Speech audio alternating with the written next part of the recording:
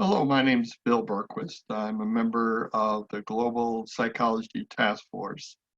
We are a group of professionals, coaches, psychologists, consultants who are focusing on the challenges and opportunities that come with the virus that we're all right now facing in our lives and in our work. We've had two presentations where we talked about the transitions that are going on now, and we used the metaphor briefly of being on the savannah, coming down from the trees, and more importantly, we talked about Bill Bridges' metaphor of ending the neutral zone, or actually sometimes called the limbo state, and then the new beginnings. And Agnes was talking about there are glimmers of the new beginnings as we look, there are lighthouses out there in the fog. There are glimmerings of the new world that we may be entering. But in the midst of all this transition, there are important strategies for us to embrace as we deal with our own care. So I want to ask my colleague Agnes Mura, who's a prominent leadership development coach. She works with a lot of people, a lot of leaders who are in profound transition, has for many years. So this is, she can bring lessons and insight and wisdom she's gained over the years to the current crisis. Agnes, you want to talk a bit about where we're at? What I'm hearing very prominently from leaders and managers and people who are caretakers. I've been speaking to some caretakers recently who don't feel heroic at all, caught in this extraordinary responsibility, is that everybody struggles with the paradox, the dilemma of the tension between self-care versus caring for others. And as we know, paradoxes of that nature can trick the brain to wanting to decide which of the two poles are the right one to dedicate yourself to. Should I take care of myself or should I take care of others? And of course, the wisdom is that we need to navigate very carefully and in a very balanced way between our self-care and taking care of others so that we can be resourced, so that we can be able and at our best. Just introducing therefore this element that as we run, as our mind, body, and heart manage with this crisis, that we avoid either or thinking and sometimes give ourselves that relief of knowing that we need to go back and forth between different elements like self-care and caring for others. So since self-care is sort of the foundational part, maybe we can share a few ideas that seem most effective in being able to be at our best for everybody else. And one of the key pieces is to recognize that we're not alone in this. We're not alone in that boat, and that we must look out for each other, but we look to each other also for support and for guidance. We've never had such a sense of intimacy at a distance as we have now. In such a short time, people are starting meetings with very personal check-ins.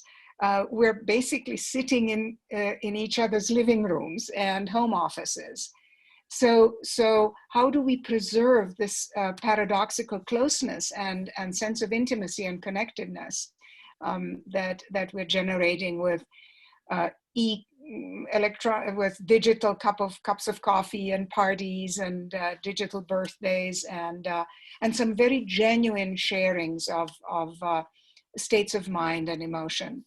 Now, in terms of taking care of our health, everyone knows that good sleep, which is not always easy to come by in times of stress, is the big healer.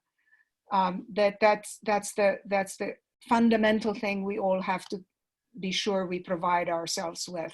The second fundamental is exercising, if at all possible, outdoors.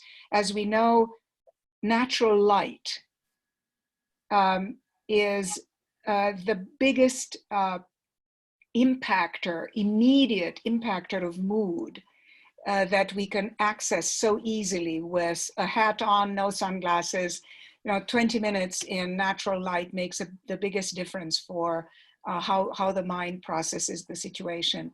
In terms of diet, there are probably lots of recommendations, but what I've been practicing at the suggestion of my wellness coach is mindful eating, not eating at our desk, taking that moment of nourishment as an opportunity to de-stress, not to read the news, not to listen to the radio, not to look at the latest email about what the statistics say about COVID-19. That is pure cortisol generating anti-digestion way of eating. So being mindful and calm and taking that break is even more important than what we take in. Another thing I hear a great deal, because we're all on these video platforms, is eye relief. Going back and forth between this distance that we're all connected to now and looking out to the windows, maybe with a parallel stretch of our backs. I am practicing now a rule of 50-10, that out of every hour, I take 10 minutes, and so do many of my friends, colleagues, and clients, to do something opposite to whatever the 50 minutes were about. If we've been involved with a lot of people, stop the linearity of that by being alone. If we've been sitting, to move. If we've been writing and very intellectually engaged, maybe pick up the phone and speak to someone voice to voice. So whatever we can do for 10 minutes out of each hour to break the linearity that creates the stress, to create that oscillation is so healthy. And then ultimately, as we practice these good habits, we become able to create new routines and actually envisage new plans and actually begin visualizing what futures are possible. I'm involved in several scenario planning projects with colleagues where, since the future is unknown at the moment still, we collect data and go down different intellectual paths or mental sort of visualizations and scenarios to see what might be possible. Very exciting. So let me bring this to close. The notion of some image of the future, the scenarios that Agnes was just talking about, is so critical. We can go back to even the very first thing about on the savannah.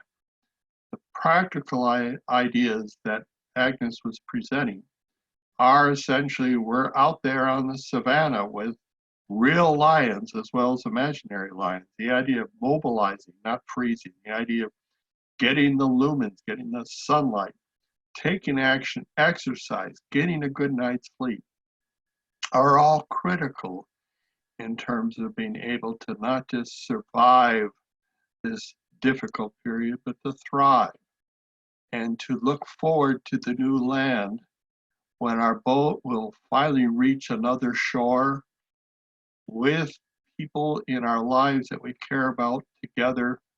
We'll be pioneers with a new beginning.